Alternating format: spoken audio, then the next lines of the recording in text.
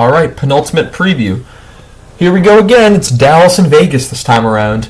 Number one in the West, number one in the Central, number one in not the league. But Dallas gets that number one seed. Vegas gets that wild card too, which is exactly what I wanted because I wanted these guys to play again, and I also wanted Edmonton to play LA more. So Vegas being my second favorite team, I wanted them to lose and I wanted them to play Dallas.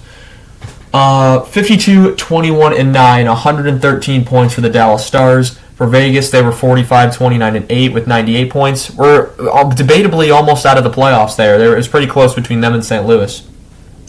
Dallas first in the Central, first in the West, second in the league. Vegas fourth in the Pacific, 8th in the West, 14th in the league. Goals for, Dallas was third with 298. Goals against, 234, which was 8th. Goal differential, plus 64. Goals for Vegas, 267 was 13th.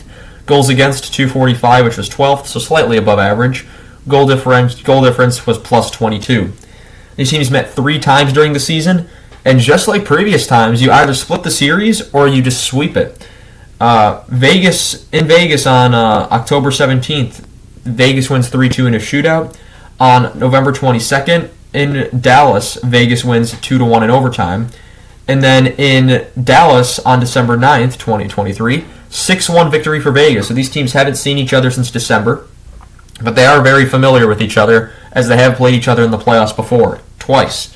2020 in the conference final, Vegas lost that series, and a series I really thought they should have won. In 5 games, Dallas with a couple overtime winners in there, I believe Game 1, Game 3, and Game 5. But Dallas wins that series in 5. And then 2023, Vegas gets the revenge. Although they had me scared for a minute as they were up 3-0. Dallas wins the next 2. And then they pound them 6-0 in Game 6 on their way to a Stanley Cup. Players for this teams. Factors, I really couldn't determine any. It was kind of like looking in the mirror at these teams. Robertson leads the way for Dallas. 82 games played, 29 goals, 51 assists, 80 points. Huge drop-off from when he had like 109 points, so 50 goals a couple years ago. Pavelski, the ageless wonder, 82 games played, 27 goals, 40 assists, 67 points. Roope Hintz, 80 games played, 30 goals, 35 assists, 65 points. Wyatt Johnston, the young star, 82 games, 32 goals, 33 assists, 65 points. Matt Duchene, who came here on a very cheap deal to win a cup, 80 games played, 25 goals, 40 assists, 65 points. Jamie Benn, 82 games played, 21 goals, 39 assists, 60 points. Heiskanen, 71 games played, 9 goals, 45 assists, 54 points. Marchment, 81 games played, 22 goals, 31 assists, 53 points. Sagan, 68 games played, 25 goals, 27 assists, 52 points. And last but not least, Thomas Harley, who's established himself as an elite defenseman. 79 games played, 15 goals, 32 assists, 47 points. Scoring is done by committee in Dallas, just like Vegas. And for Vegas, it's what makes them successful. If it can work for Dallas, it seems that teams who score by committee more often do better than teams that rely on stars. So we'll see if that works the same here. Goaltending for Dallas, 54 games played for Jake Ottinger. 35 wins, 14 losses, 4 overtime losses, 905 save percentage. Backup is Wedgwood, 32 games played, 16, 7, and 5 with an 899 save percentage. For Vegas, Marchessault, my boy, leads the way. There's a reason I'm not wearing my Marchessault, my Eichel, my Carlson, any of those jerseys. 82 games played for Marchessault, 42 goals, 27 assists, 69 points in a contract year. He's a UFA.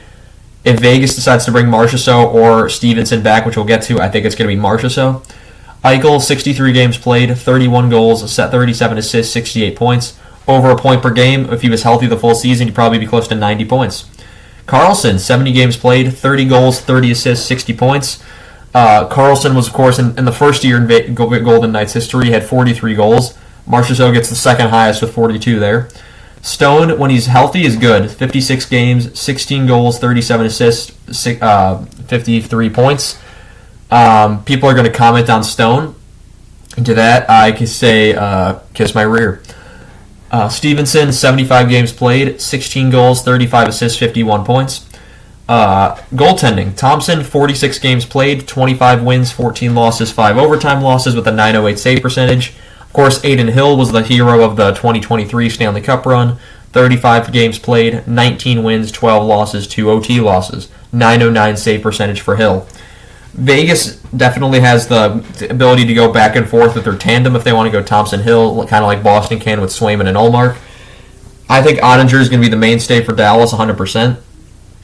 In terms of who I think is going to win the series, I think this might be a great year for Dallas just because of how much scoring depth this team has. Of course, Vegas has also acquired Mantha. They acquired Hurdle, and Hannafin's now been inked to the 8-year deal. They've been decent pieces enough. Hurdle's looked really good since he's come back. For Dallas, all they really needed was Chris Tanev, who gave them some defensive help. It's going to be a good series. Third time these teams are meeting. I'm excited for this series. Of course, I hope Vegas wins, as a Vegas being my second favorite team, but I do think Dallas is going to win this series. I'll see you guys in the next one. We only have one more preview left, and we'll end it off with Edmonton and LA. See you in a bit.